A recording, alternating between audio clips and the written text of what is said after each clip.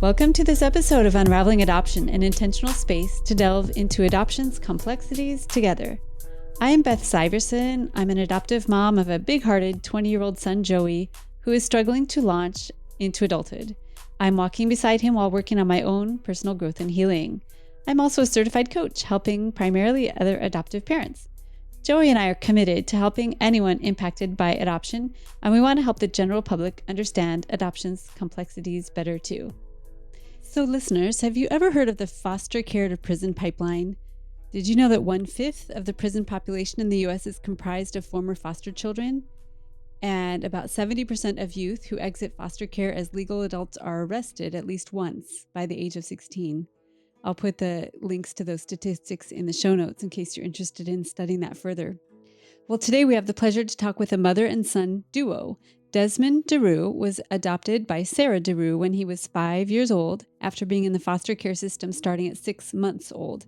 He had a very rough start at life, and he joined Sarah's loving family that included 5 other adopted kids.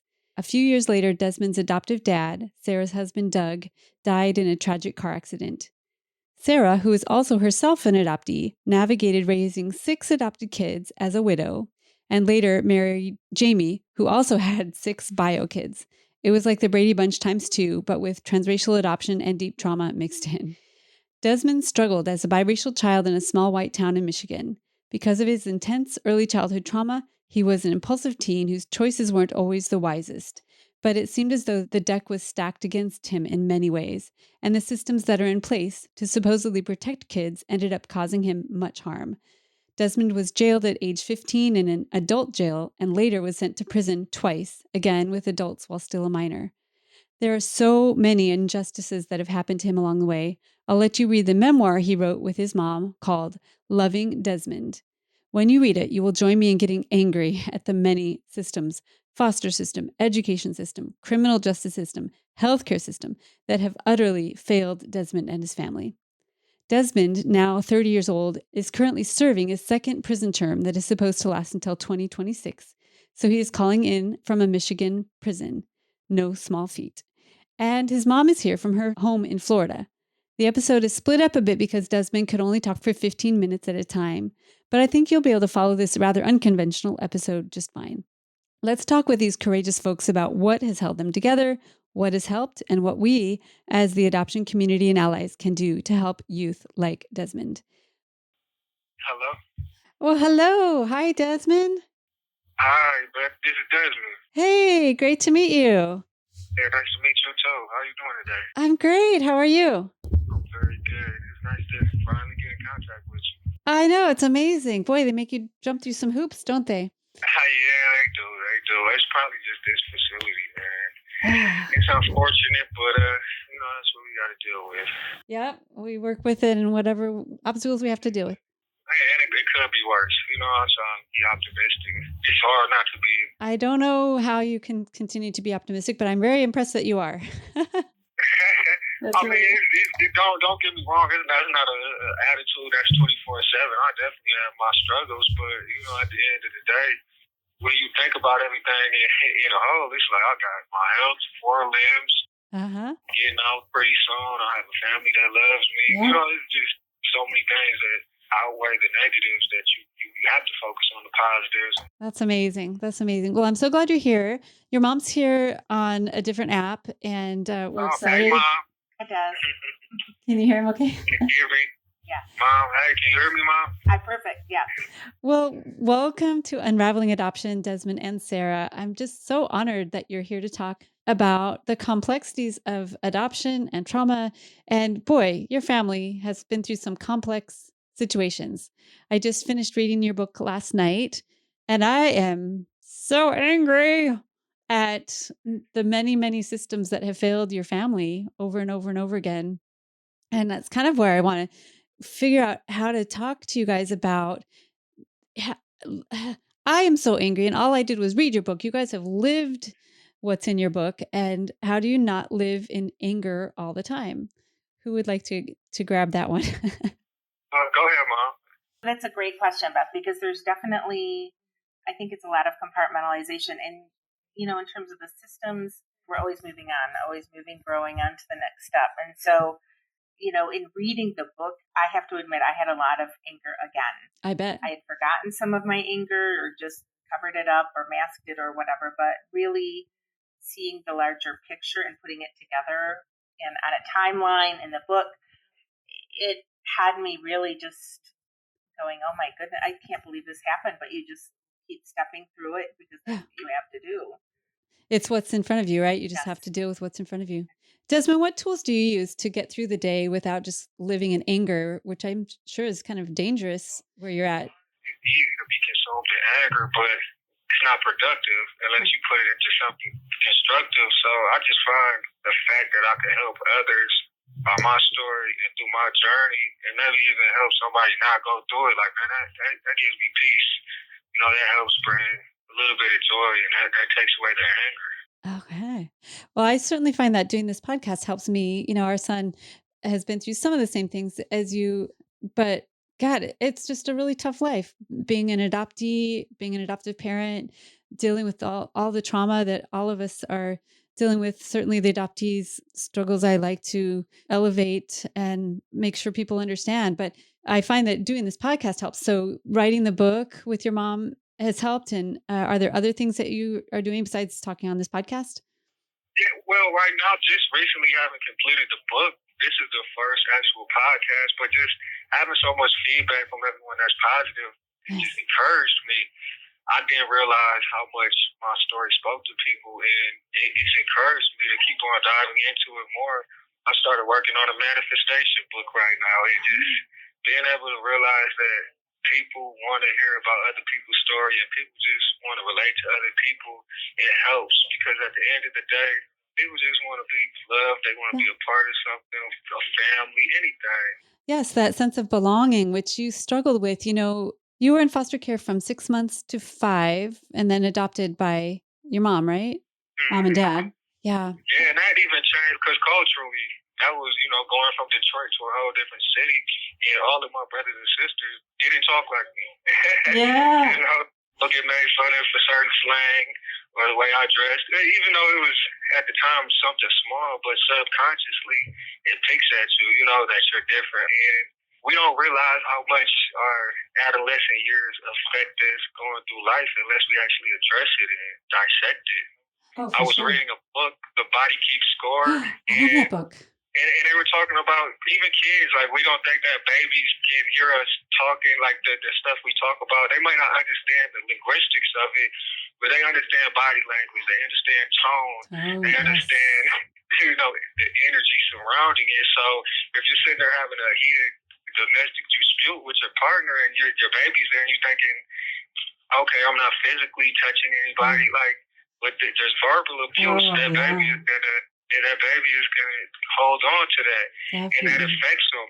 So maybe a new person comes in their life and that person is naturally a little bit loud or has a certain look of somebody that they knew that was a little bit violent or abusive in the past. They'll naturally be defensive towards that person or naturally not want to get attached. And I found myself looking back and being like, you know what? I've had certain feelings I didn't understand. I've had behave in certain ways I didn't understand. I've been impulsive in ways I couldn't understand. And I can relate it back to certain things that happened in my childhood, certain traumas I've went through that haven't been addressed until later on in my life.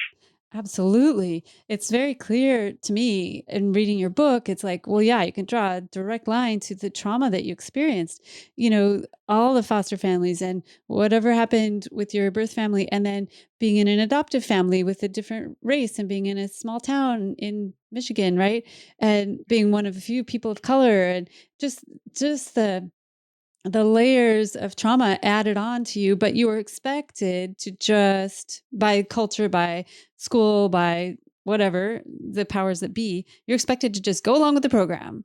And you're meanwhile being triggered all over the place and your trauma is acting out all different ways. That just must have felt so confusing. It was misunderstood because at the time I couldn't understand my actions or behaviors as a kid.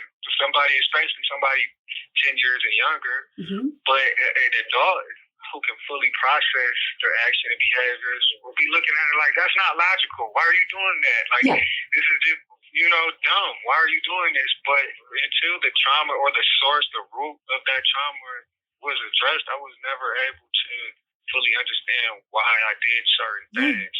And there's a lot of times or people that I've apologized to so many times, and I'm like, man, I just cannot believe I've done this, or I have did this to you, or just caused any amount of pain, because it's like now consciously I can just never do that, or just this action I can't justify it at all, or to give a reasoning, because there is none besides, hurt people. Yeah. Do you confuse yourself sometimes? Like, I don't even know why I did that. Yeah, I do. And that's why sometimes it's hard asking people for forgiveness, or just trying to show that I've changed, because it's hard to articulate the process that I've gone through to understand these things, because it is confusing at times. And I don't know everything. Sure. But I know that every day I try and grow and learn something new. Yeah. What did your mom do well?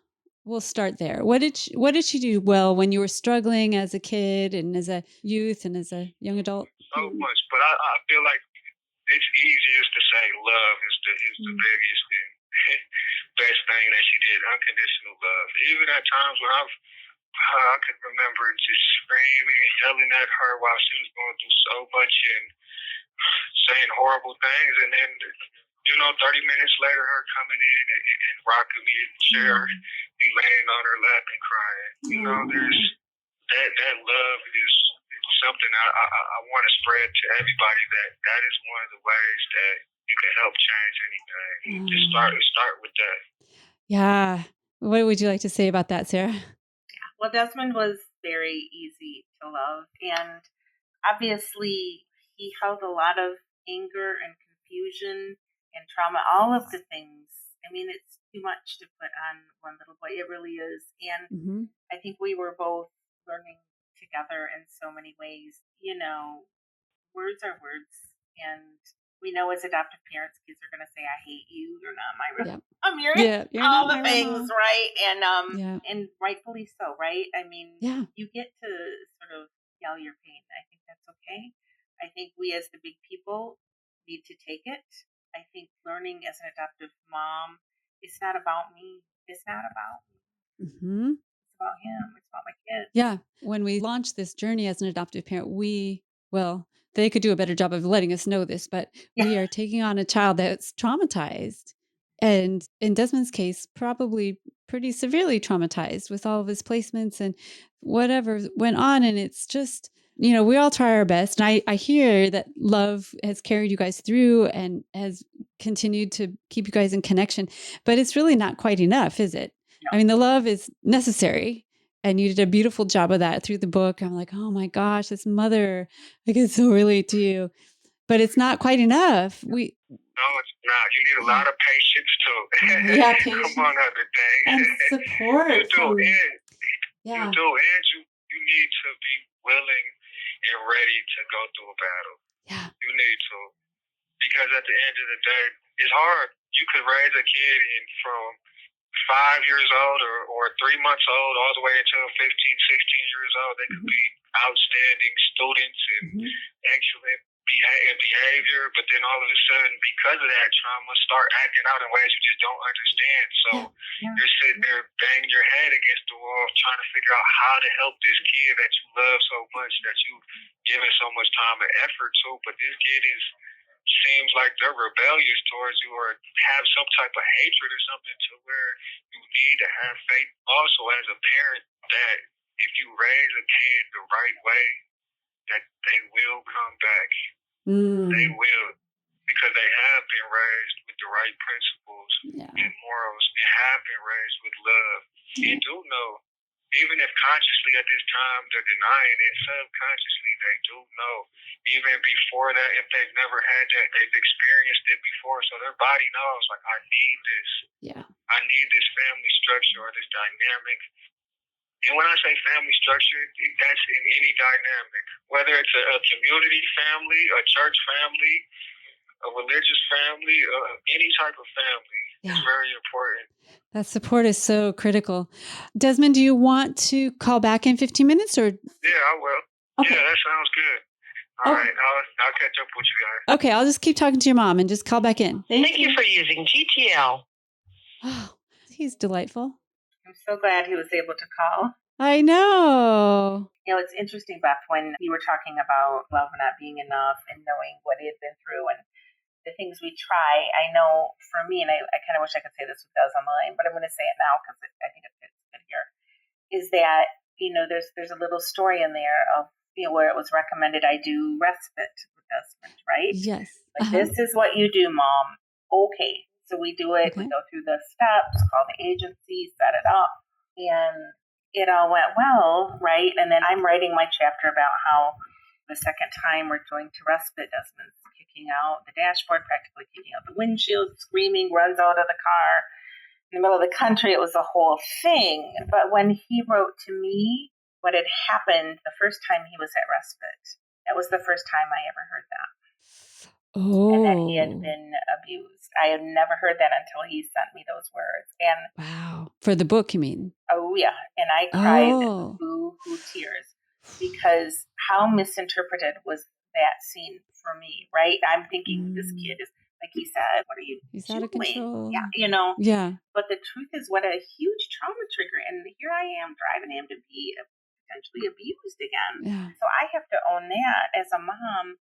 You know, even with all my kids I've adopted, I can't tell you the stories I have heard after they became adults. Oh. And that I did not know. And I tried to be this open mom, and we read and we talked about racism, discrimination, injustice, all the things.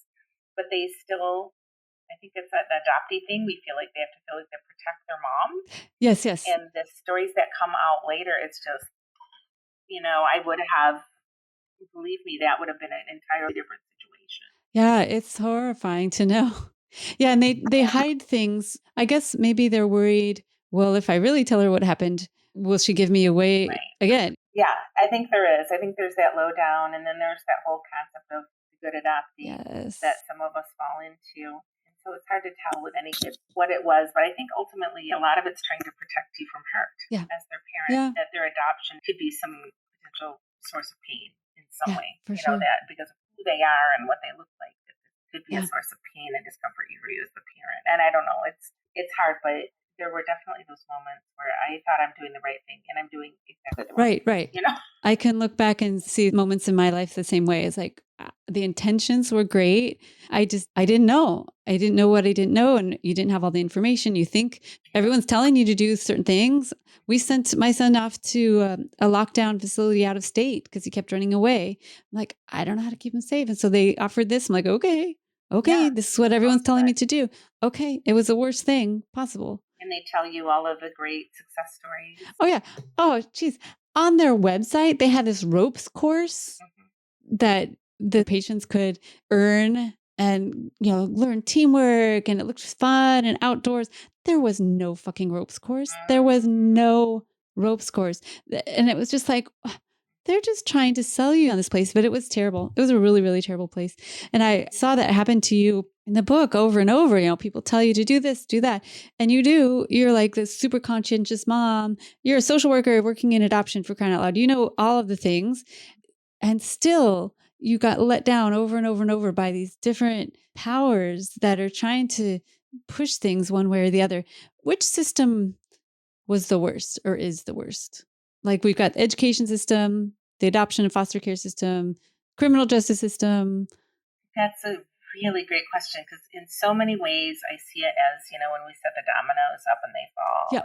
Yep. It's kind of like that. And if I had to really point my finger at one, in many ways, it was the education system. Education, yeah. It wasn't sensitive, even going all the way back to Desmond being just 5 years old and coming into this adoptive family and forcing him into kindergarten with kids, most of whom were 5 and up. And here he had this huge thing, and they would not, because of federal law, let him do the pre-K because he didn't want to cut off and because he had been started in kindergarten in Detroit. So right away, he's pushed into a system where he's probably not going to be a huge success right out the gate, or precocious or whatever, even though he's super precocious. Yeah. But he was by far the youngest and this traumatized kid. So even going back to that, he had some really good teachers along the way. I don't want to make it seem like teachers let him go. They did. It really was policy.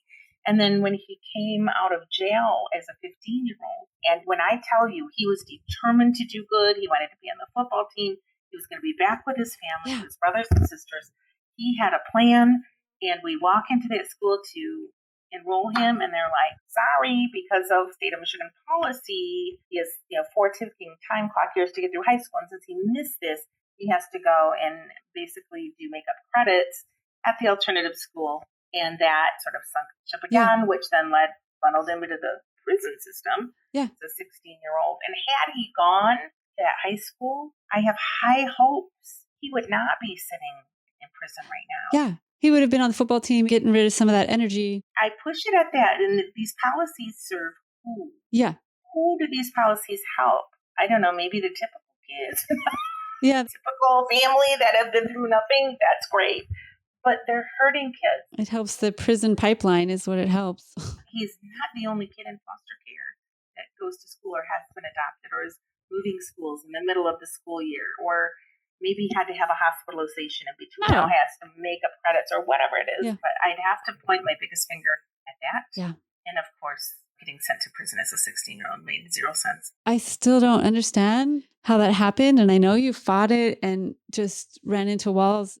To me, the only thing I can say, it would have been about the judge's ego and Desmond not obeying, because he could have been sent to a boot camp. He could have been sent to a workforce, whatever. There were so many other things he could have been sent to, but let's send him to prison. And the first time he was put in the hole for over 6 months as a 16-year-old, which adult men tell me that they go crazy. A week, they're going crazy. So what does that do? I don't know how you survived that. And I don't know how you survived it, knowing your kid, your 16-year-old was in solitary, and they just put him in solitary to keep him away from the adults, right? To protect him from sex offenders. Like he wasn't in trouble. No, they call it protective custody.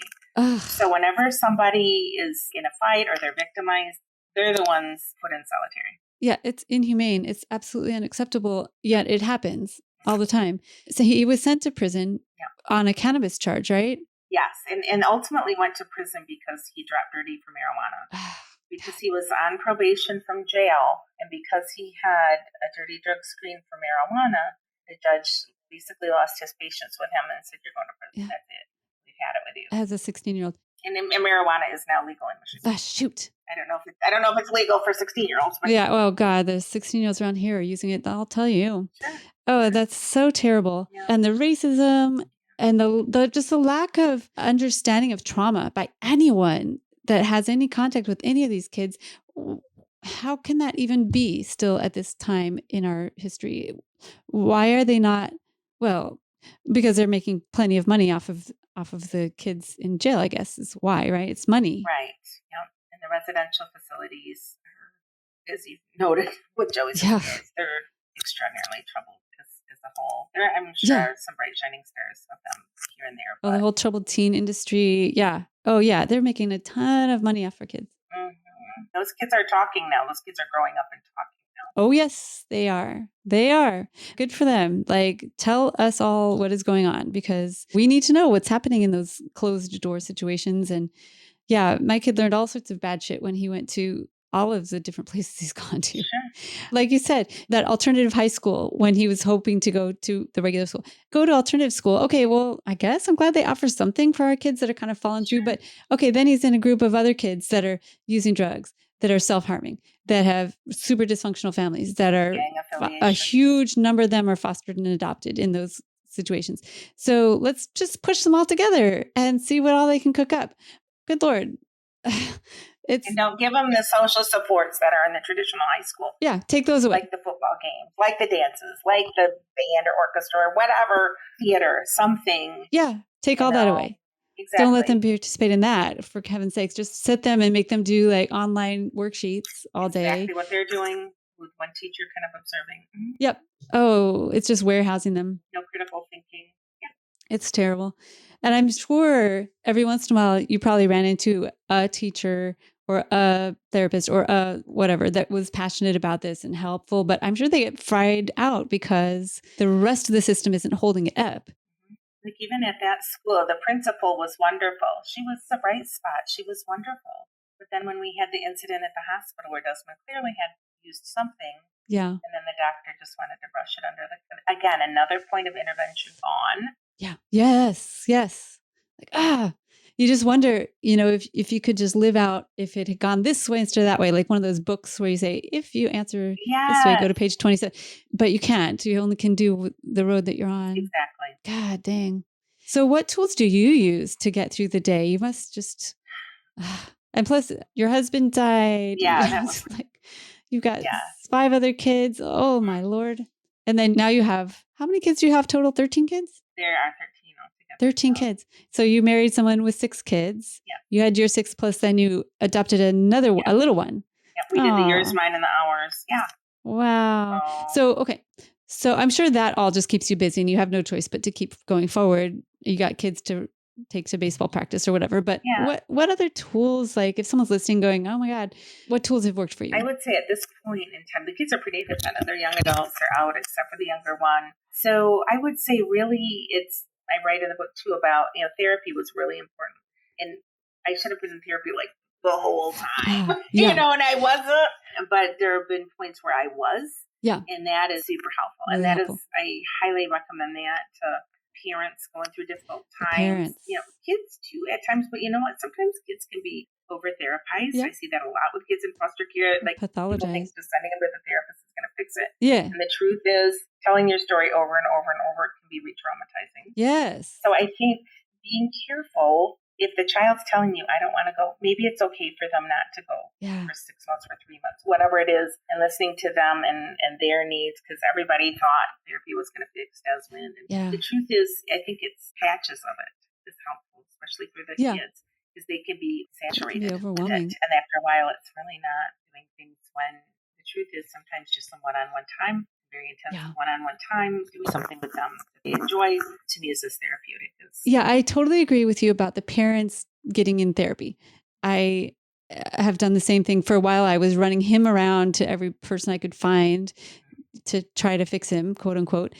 He was not broken, but I thought he was broken and I thought somebody could fix him if I just found the right person. Because that's the right thing to do. So I tried that. It felt like my parental job, but really better would have been for me to get in therapy or for both of us to go to an adoption therapist together, or which we ended up doing. But I wish I would have done that sooner. And I should have been I was in therapy, but I should have been in adoption attuned therapy much sooner. I didn't really think adoption had anything to do with any of my son's issues for quite a little while. And then I was like, oh yeah, I guess that might have made a difference. So yeah, I agree with you about the therapy. And you have a bunch of adopted kids. Yes. I suppose Desmond is probably on the more extreme side of what sometimes can happen with adopted kids, but have you noticed trauma show up in different ways with your different kids without telling, all their stories? But I think it's natural for kids to really have like relinquishment grief. Yes. And to have that feeling of mourning and grieving, which can show up obviously as trauma, but I think it's not so easily identified as that. Yeah. And it will come up at different times. Again, it's a lot of times I know they're protecting me from it because I know I protected my adoptive parents from it. That's right. You're an adoptee too. I sometimes forget that. Yeah, you're an adoptee too. I kind of know some of their wily ways. And I just, you have to respect somebody's ability to disclose when they want to disclose, when they want to talk about it.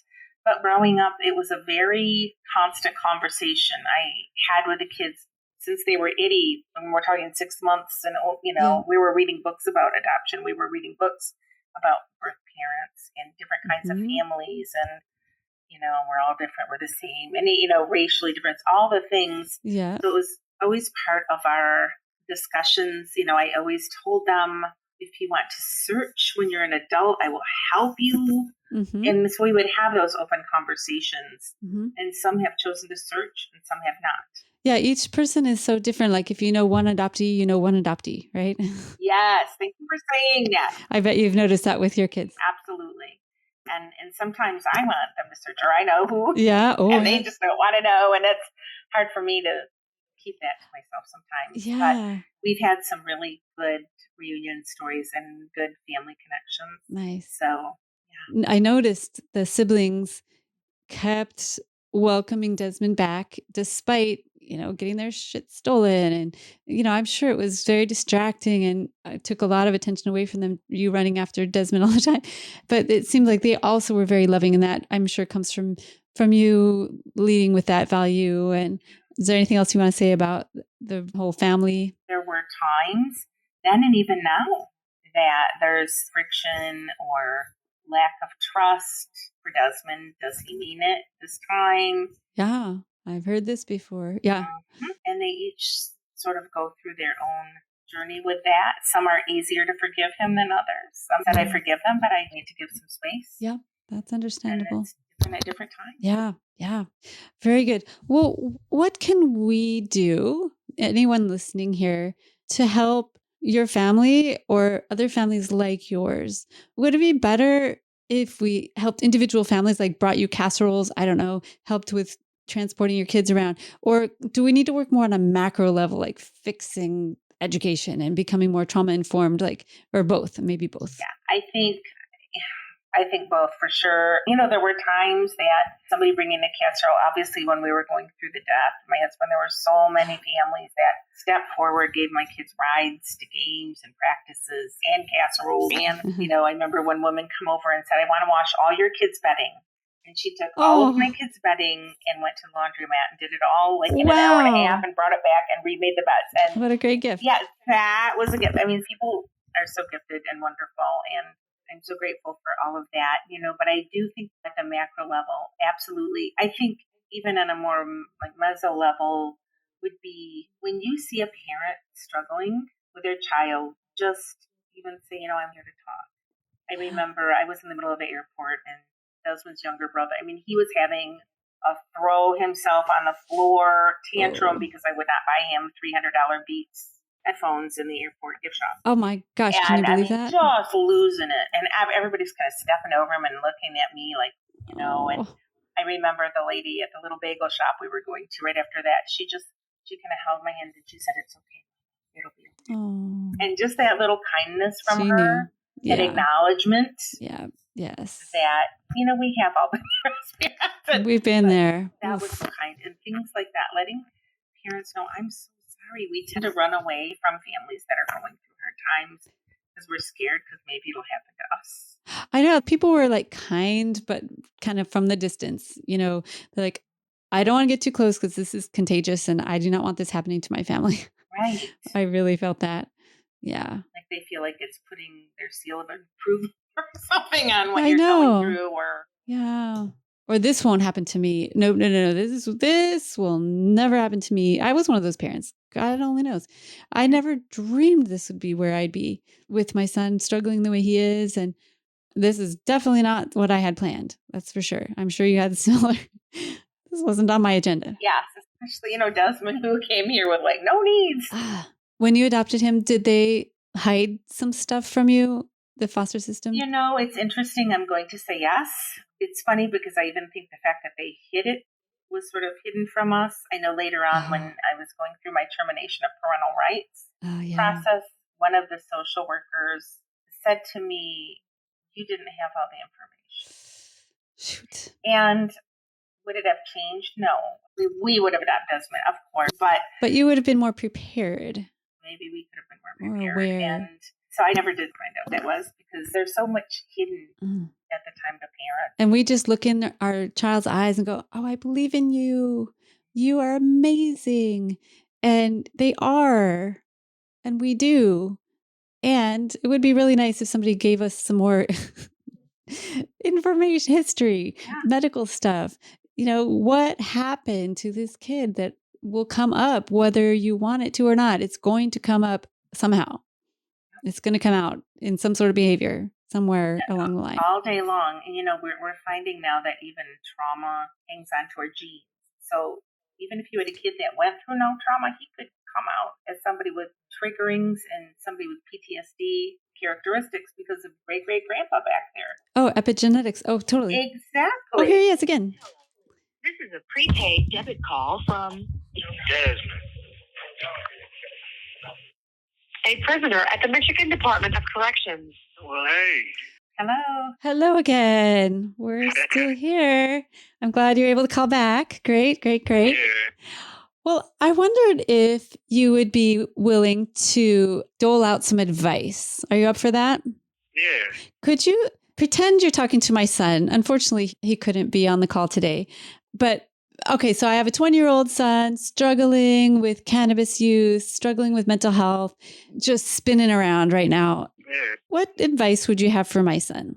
Well, my first advice, I'll repeat it again, is never, ever too late to do whatever you want to do with your life. Yeah. You know, it doesn't matter if you've gotten in trouble and gotten probation or community service, have been to jail, have been to prison. You can do whatever you put yourself to. Yeah. That's the first advice. Great. My second advice would be, if you're feeling lost and don't know what you want to do, what are your passions? Do you like music, sports? What do you like? And try to find things that surround that passion that can take up your time. Because pretty soon, once you consume yourself with that, you start spending your time doing things that are positive and productive. You start to realize, like, hey, I can, beyond just having fun with my passions, I can get paid for this. I can make a career out of it. If you're into sports, there's way more career opportunities than being a basketball or a football player. There's way more opportunities than just being a journalist or broadcaster. You can crunch numbers and get paid good and get to know everything about football. There's so much you can do. Yep. In music, you don't have to be a music artist. You can go to a concert every night for free because you do the lighting for somebody's shows. You know, find your passion and figure out a way to attach yourself to it. But realize that you're not going to start at the top of that. Like, if you do want to be a rock star, a rapper, a basketball player, or whatever, just realize you're not going to be where you want to be at first, but find your way into it. Yeah. Also, who you surround yourself with and what you surround yourself with means a lot. Guard yourself. Realize that we are precious. So just like what we put into our body, to our temple, just realize who we give our time and our energy to. They should be worthy of that. You know what I mean? Definitely. That doesn't mean necessarily that they need accolades or anything like that, but we're not energy ATMs, meaning we're not supposed to have people just make withdrawals from us and drain us all the time. They should be productive. It's not a give or take, a yin or yang thing. It's just about, you know, I'm sure you're understanding, but people who will really care for you, meaning like if I was a married man or something, I wouldn't want to have a friend that if I was out at a bar that would condone me cheating on my wife. I would want a friend that would tell me to take my butt home if I was getting on some dumb stuff. That's right. You know? Yeah, surround yourself with good people. That's great. It's important. You know? I agree. That's really good advice. I used to tease Desmond when he was getting out of prison the first time. I used to tease him. I want his new friends to be people who wear khakis and play board games. Yeah, I don't know if you know who Evan Carmichael is, but that's somebody who I'm very inspired by. I was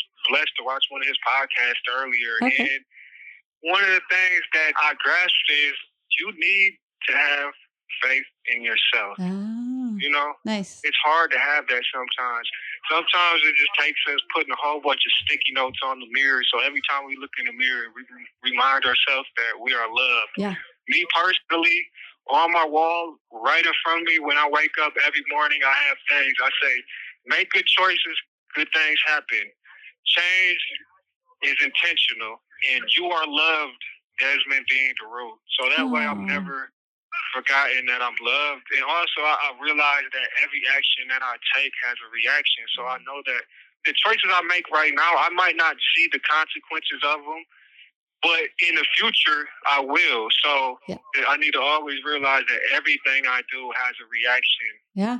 So it makes me think about, okay, like today I woke up, I've been having a little health problem with a sciatic nerve. Ooh. So instead of waiting around for somebody to see me, I've been waking up the past week and trying to do yoga in the middle of a prison yard. Whoa. Now that sounds kind of weird around a whole bunch of tough guys, but let me tell you this, I've been having people come up to me every day asking me for advice, and I'm not even an expert in this.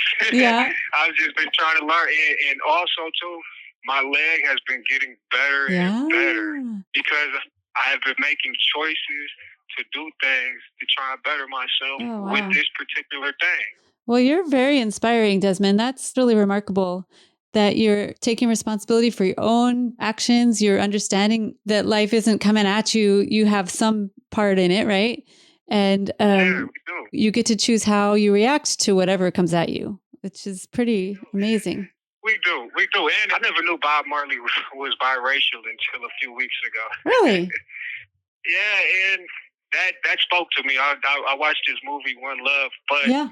the fact that he died at the age of 36, the fact that he was biracial, and the fact that he promoted love was just so inspiring. And it just made me realize, like, man, this is just, I'm biracial, and I want to love the world. I understand racism, but I don't. Meaning, I've dealt with racism my whole life, and I don't understand how people can just hate. Yeah. You know, like if I have a white person being racist towards me, I don't understand. Like I want to sit there and tell them, well, you know, I have a birth parent that's white, so you know. And then if I have a black person that's being racist towards me, I have a parent that's black. So me being biracial, I've always just want to unify and not have racial divides. So It must be so frustrating.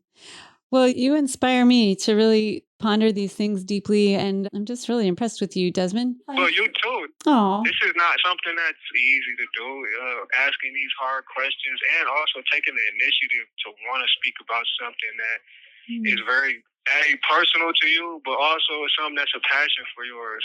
I want to tell you that what you are doing is what you are supposed to be doing. oh, thank you. Well, I think it's so important to raise up the voices of adoptees for sure, and people of color for sure, and people who get marginalized and incarcerated people are.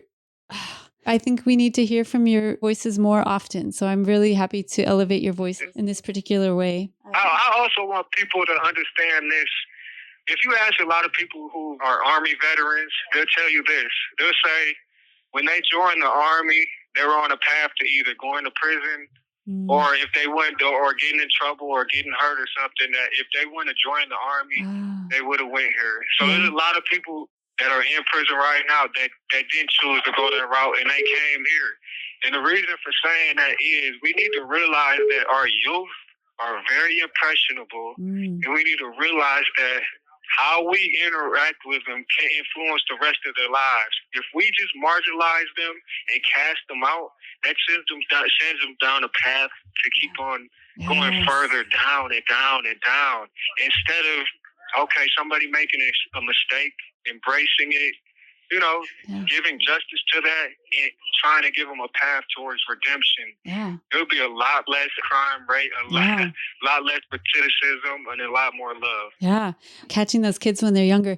When you get out in 2026, what are you going to do? Are you planning to work with kids? Yes, that's one of the things. Actually, right now, I have a good friend who is a school teacher, and like that's one of the things we talk about a lot. It's funny because she had a student last year who would always get in trouble. She's like, man, this guy is just super smart. He'll sit there. When he does his work, he'll get it. And just be done way before everybody and just start getting in trouble. And what I told her is, you are very impressionable in him right now. You might be the only stable adult in his life. And what turned out happening was he was sitting there in an abusive home with this and that and the third, and it's impossible for me to not want to reach out to kids or people who've been through the things I've been through. I'm in contact with an old gym teacher right now, and I tell him, like, I still vividly remember in gym class you telling us about cigarettes, and I've never wanted to smoke a cigarette till this day. And this, I'm like, our teachers and adults around us as kids, they shape us, so we need to be very conscious around any kids, not just our own, but even ones in public, you know? Yes, we really, really have a lot of influence. And if we can use that for good, that would be great. That would be great. Good. Do you have anything else to add before we go, Desmond? Or any other advice, maybe advice for adoptive parents? Yes. For adoptive parents, love, like I said, and hold on. There's not no manual on how to parent a kid. This is not something that anybody knows what to do and what not to do.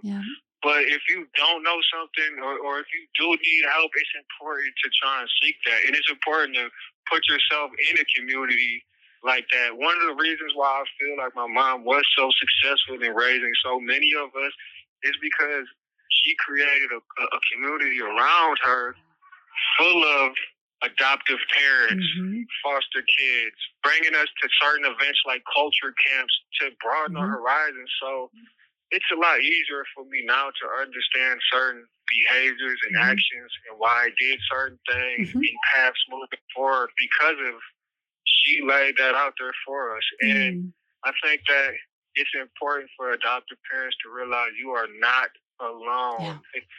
Period. And if you think you're going through something that you can't understand and nobody's been through, no, somebody else has gone through it. We need to realize that it's a blessing that we have the internet and that we're so connected in this day and age, and utilize that. Our community can be so much broader now than it was 50, 60 years ago. We can have a community of people in 5 different countries, because of the internet. So don't be afraid to reach out. Don't be afraid to make that group on Facebook for support of adopting parents. Don't be afraid to post that online that you're struggling and you don't know what to do. Ask for help and put yourself out there, because if nobody knows you're struggling or that you need help, you're not going to get it. Yeah, that's very wise advice. And you have 1 reaching out. minute remaining. Well, Desmond, thank you very much for being on with your mom here and sharing your life with our audience and with your readers. Your book is amazing, Loving Desmond. Thank you so much. I very much appreciate your being willing to share your life with us. It helps me greatly. Thank you. I appreciate being on here. It's made my day. I hope you guys have a good day, and I hope that somebody can take something from this. Absolutely. Thank you so much, Desmond. We'll talk to you soon. All right. Wishing you all the best. Thanks, Des. Love you, honey. Thank you for using GTL. He is so amazing. You know, when I read the book, I could tell how much you loved him, and I totally understand that dealing with my son. But man, he's really insightful and wise. And I'm sure all along you knew that was in there, you know? Yeah, he did not fit the reactive attachment disorder that everybody told us he had. He just didn't. I don't believe in RAD. I mean, I believe the behaviors of RAD exist, but it's CPTSD, it's adoption trauma. They're not having trouble attaching. They're having trauma. They're dealing with trauma. Yeah. With your book and with being on this podcast with your lovely son, what is the main message you want to get across to the adoption community? I think the main message always has been that there's hope through the struggle. And it can seem like all is lost, and it's not. And you may need to wait a little bit, but I think keeping those connections when you can. I bet when it was super dark days, you never thought you'd be on a podcast with your son talking about how your story has helped people. No.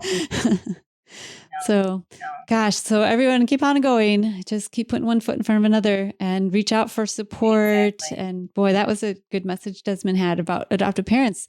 It is really hard shit. Go reach out for support. Find your support wherever you can. Yes, it is. I know you've found that. That's perfect. Thank you so much, Beth, for having us. And thank you for those who will read or have read the book. We really did try to lay our hearts on the table and give a very unvarnished look at what happens in a family with both the parent and the child. Yeah. That's been through trauma. Yeah. I think that's just the main thing. Well, thank you so much for being on. Thanks for arranging for Desmond to be on too. And everybody go read the book, Loving Desmond. It's really, really good. And go hug your people a little extra hard today because people are going through stuff. That's for sure. Yes. Thank you. All right. Thank you everyone for listening. I know this episode was a little extra long and there were some sound challenges, but I hope you really got a lot out of this episode. Please share it with anyone you know who might be helped by hearing the voice of Desmond and Sarah, this loving mother and son, and the work that we all need to continue to do to create more justice for our traumatized, fostered, and adopted kids. So I hope this episode was eye-opening and informative and inspiring for you. If you've been listening for a little while, you might have heard me talking about our new book coming out. It's called Adoption and Suicidality, and it's coming out on August 12th, 2024.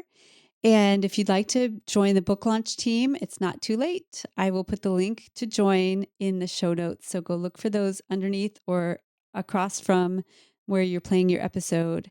We really appreciate all of your support and getting the word out to, especially we want to make sure therapists, adoptive parents, teachers, ministers, healthcare professionals, people that are going to be interacting with adopted kids and teens particularly, we think it's really important for them to understand that adoptees are 4 times as likely to attempt suicide. We literally want to try to save some lives with this book. So please join our efforts. And if any of you are interested in getting some coaching, I feel very comfortable coaching people that might be parents of a suicidal teen or young adult, for instance. Or if you yourself have chronic suicidality, I'm not a therapist, I'm not a doctor, but I can help coach you to get some support that you need or to find some inner resources. So if you're interested, find my coaching page at unravelingadoption.com. Thank you all for listening. Sarah, Desmond, and I want you all to stay safe.